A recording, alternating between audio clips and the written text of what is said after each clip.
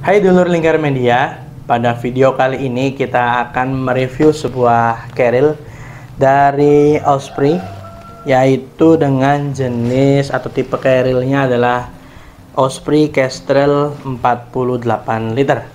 Oke, seperti apa lengkapnya? Mari kita simak bersama-sama.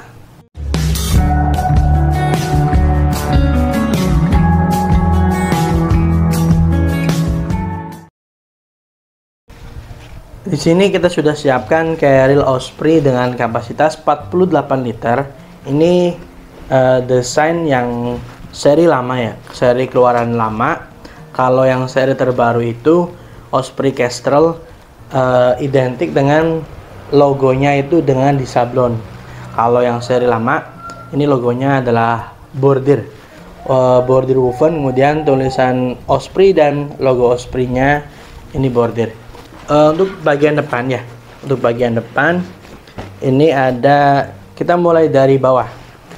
Ini dari bawah ini ada kompartemen yang bisa kita gunakan untuk menyimpan matras, misalkan matras gulung ataupun matras aluminium ataupun matras lipat. Nah, ini kita kaitkan di bagian belakang bagi yang suka menaruh matras di belakang ya. Dengan konsekuensi yaitu ketika matras kita taruh di bagian bawah, maka tas ini akan bertambah lebar. Jadi ketika kita trekking, kalau melewati jalan-jalan yang penuh dengan ranting pohon-pohon itu, konsekuensinya bisa kecantol atau nyangkol gitu ya, atau terkena tumbuhan-tumbuhan atau pohon pada bagian sampingnya. Itu bagi kalau kita naruh matras di bagian bawah. Kemudian ini ada yang dua, ini ada trekking pole holder yang dikaitkan dengan pengaitnya bagian atas, yaitu ini bagian bawah ujung trekking pole, kemudian pegangan trekking pole dikaitkan pada bagian atas, kemudian dikunci dengan bakal. Ada dua simetris. Selain trekking pole holder, ini kalau digunakan di luar negeri bisa digunakan juga untuk menyimpan X atau kapak es gitu, kalau di pendakian luar negeri yang 4 musim. Oke, kemudian di bawah ini ada kompartemen bawah, yaitu dengan resleting. Nah, ini kita bisa buka. Jadi kita buka kompartemen bawahnya, itu nyambung dengan kompartemen atas. Jadi pada bagian bawahnya ini tidak ada sekat seperti misalkan pada Osprey Atmos itu di sebelah sininya kan ada sekat. Ini yang Kestrel tidak ada, jadi langsung. Jadi ada bukaan bawah dan bukaan atas. Lanjut, kita ke bagian ke atas sedikit. Nah, ini ada logo kayak air ya. Ini berfungsi atau ini terdapat kompartemen yang untuk digunakan menyimpan rain cover. Nah, di sini rain cover untuk yang atas ini, rain cover bawaannya warna merah dengan logo Osprey. Itu disimpannya di kompartemen rain cover di bagian bawah. Lanjut, pada bagian sisi kanan ada tulisan Kestrel 48. Ini merupakan nama seri dan kapasitas dari tas Osprey ini. Hanya ada pada bagian kanan, pada bagian kiri tidak ada. Lalu pada bagian luar ini ada kompartemen dengan mesh yang bisa kita gunakan untuk menyimpan misalkan baju kotor ataupun ponco atau jas hujan ketika pendakian pada musim hujan. Bisa juga untuk menyimpan flashlight dan tali temali dan lain sebagainya. Ini di sini ini cukup luas kompartemennya, ini cukup luas ya segini. Dan pada bagian luarnya terdapat logo Osprey. Nah, di sini logo Osprey dengan sablon. Masuk ke bagian sisi kanan dan sisi kiri. Di sisi kanan tas terdapat kompartemen yang bisa digunakan untuk menyimpan air minum atau tumbler di bagian sini. Kanan dan kiri sama. Itu berbahan mesh. Pada bagian kanan dan kiri yang menarik di Kestrel ini Ini kompartemennya cukup banyak ya. Jadi pada bagian kanan dan kiri ada kompartemennya lagi. Berbeda dengan Aura ataupun Atmos. Kalau Atmos tidak punya kompartemen kanan ataupun kompartemen kiri atau kompartemen samping. Nah, di kompartemen kanan dan kiri ini cukup luas dan cukup panjang juga bukaannya. Nah, ini kita bisa menyimpan banyak benda di sini. Misalkan juga kita taruh cangkul lipat ataupun frame tenda bisa ditaruh di sini. Jadi pada bagian kanannya frame tenda, pada bagian kirinya outer dan inner tenda itu bisa juga. Jadi untuk memudahkan pengambilan tenda atau agar terpisah, misalkan kalau kita tidak menyimpan tenda di bagian kanan dan kiri, kita bisa menyimpan sleeping bag ataupun layering system atau sleeping system. Jadi agar tidak tercampur dengan pakaian-pakaian kotor ataupun benda-benda lain, agar tetap kering untuk tidur, kita bisa menyimpan sleeping system di bagian kompartemen kanan dan kompartemen kiri. Menarik dari Kestrel yaitu seperti itu. Kompartemennya banyak. Kompartemen utama bisa diakses dari bawah dan diakses dari atas, serta ada juga kompartemen kanan dan kompartemen kiri. Ini sudah kompartemen untuk menyimpan air, sudah kompartemen untuk menyimpan perlengkapan misalkan jas hujan di sini, dan ini rain cover dan include rain cover seperti itu. Lalu kalau kita gunakan pada bagian samping ini ada dua compression strap ya, bagian atas dan bagian bawah. Biasanya saya gunakan untuk menyimpan matras di bagian ini, karena kalau di bagian bawah biasanya matras itu kan lebih panjang dari lebar carriel, sehingga saat kita gunakan trekking jadi kesangkut ke pohon atau dahan-dahan pohon yang kita lalui saat trekking. Biasanya saya taruh di sini, biasanya itu selera masing-masing sih ya untuk penyimpanan matras. Dia ada compression strap di atas dan di bawah, ada dua, kanan dan kiri pun sama. Lalu kita masuk ke bagian atas di top lidnya. Top lidnya kita buka dulu bakalnya. Nah, top lidnya seperti ini.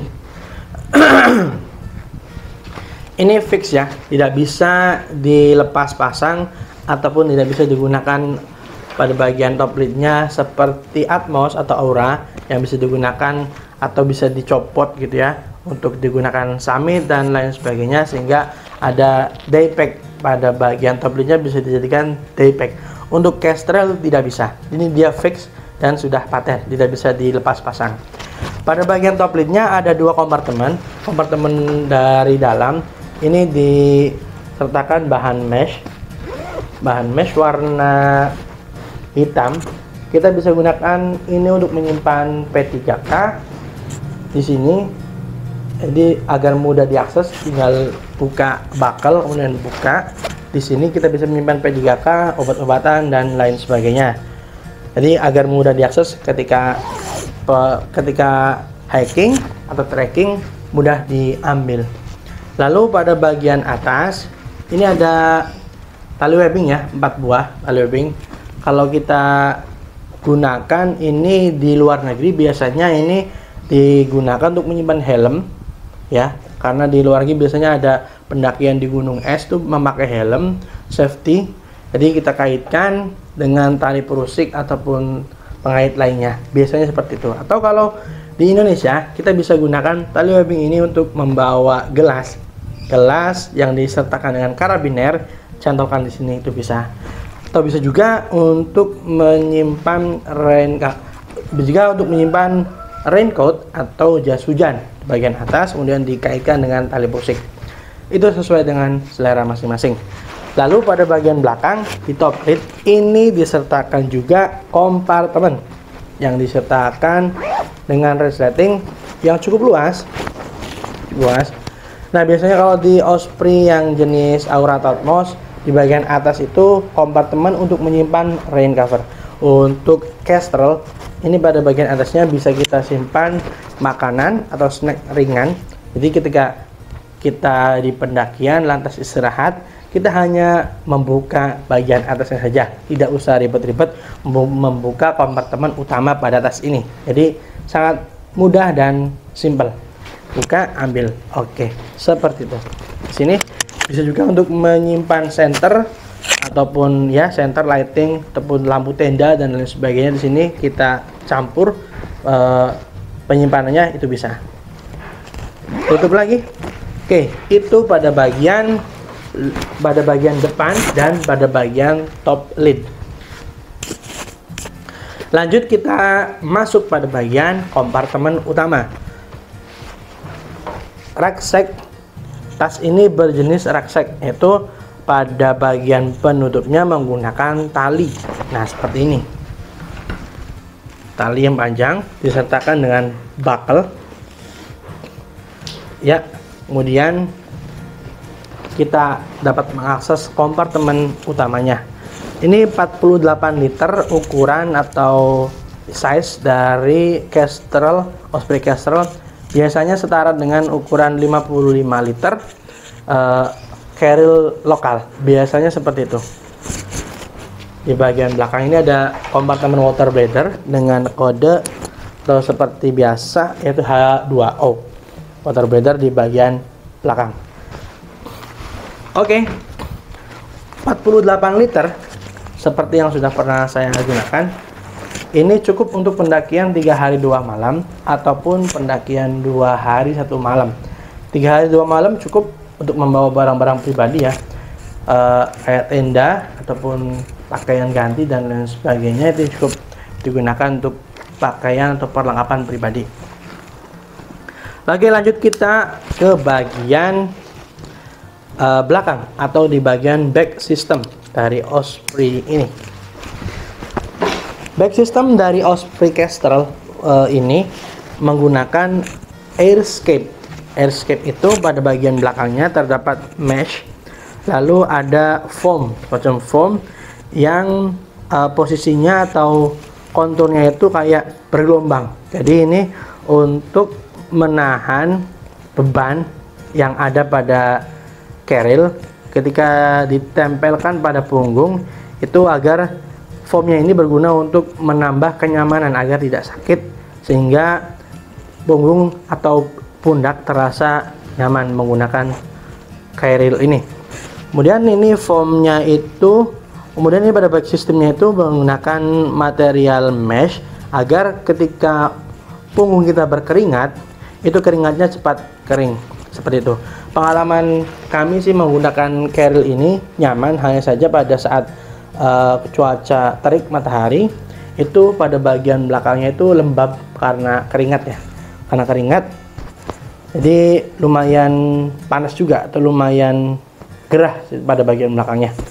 Berbeda dengan back system yang model AG atau anti gravity, yang pada bagian belakangnya itu ada semacam space antara frame Caril dan bagian punggungnya. Itu yang model back system anti gravity. Lalu pada bagian shoulder padnya itu, ini untuk seukuran 48 liter ini cukup tipis ya. Kalau menurut saya pribadi ini cukup tipis. Biasanya saya menambahkan shoulder pad dari Yamitala, biasanya seperti itu, ataupun shoulder pad dari merek-merek lain, misalkan dari Eiger, ada Eiger Scapular, ataupun dari Yamitala. Jadi dikombinasikan shoulder padnya itu dengan shoulder pad tambahan dari Yamitala, jadi untuk menambah kenyamanan dan keempukan. Jadi saat digunakan pundak itu tidak terasa pedas atau tidak, atau mengurangi rasa pedas atau sakit. Kalau berat ya tetap berat sih, namanya juga bawa beban ya. Oke, lanjut. Pada bagian atas ini ada load lifter. Ini load lifter ini bagian ini, pada bagian ini ya ada tali webbing berukuran kurang lebih 1,5 cm lebarnya, bisa kita gunakan, bisa di adjust. Itu kalau kita naik ataupun jalan menurun, kita bisa adjust load lifternya ini pada bagian atasnya ini. Masuk ke bagian hip belt. Hip beltnya ini cukup luas sih. Kalau dimasukkan handphone berukuran 5 inci ini masuk. Namun kalau handphone ukuran 6 inci atau 6 inci ke atas ini kurang cocok atau tidak muat. Biasanya kalau saya pribadi menggunakan hip belt ini untuk menyimpan pisau lipat ataupun madu ataupun coki-coki seperti itu ya. Ya seperti itu. Untuk hip beltnya ini kalau dirasa luas, cukup luas, cuman kalau untuk menyimpan handphone ini untuk menyimpan handphone berukuran 6 inci ke atas ini nggak muat. Kalau untuk menyimpan action cam ini muat, GoPro, DJI dan sebagainya ini muat di sini ya. Dan untuk hip beltnya ini sudah fix, tidak bisa ditambahkan atau dilonggarkan ya, kayak contohkan lagi di Osprey Atmos ataupun Aura. Dan pada bagian hip beltnya kan ada adjuster di fit on the fly gitu kan modelnya. Kalau yang di Kestrel ini tidak ada. Nah ini webbingnya cukup lebar loh, sekitar 4 cm lebarnya. Jadi kalau kita gunakan set di pinggul itu ini cukup nyaman pegangnya seperti itu. Ini pada bagian atas ada haul strap yang bisa kita gunakan ketika tas ini tidak digunakan. Jadi kalau tas ini sedang istirahat gitu ya, atau ya sedang tidak kita pakai, kita bisa cantolkan ke capstock ataupun cantolan di dinding dan kita taruh di dinding dengan haul strap ini. Atau ketika kita ingin menggunakan atau kita ingin memakai tas carrier ini, jadi seperti ini, diangkat haul strapnya, kemudian kita pakai seperti itu ya. Ya seperti itu. Baik, demikian review tentang tas carrier Osprey Kestrel 48 liter. Terima kasih sudah menonton. Jangan lupa like, comment, dan subscribe channel Lingkar Media. Mohon maaf jika banyak kekeliruan atau kesalahan. Thanks for watching dan salam Lingkar Media.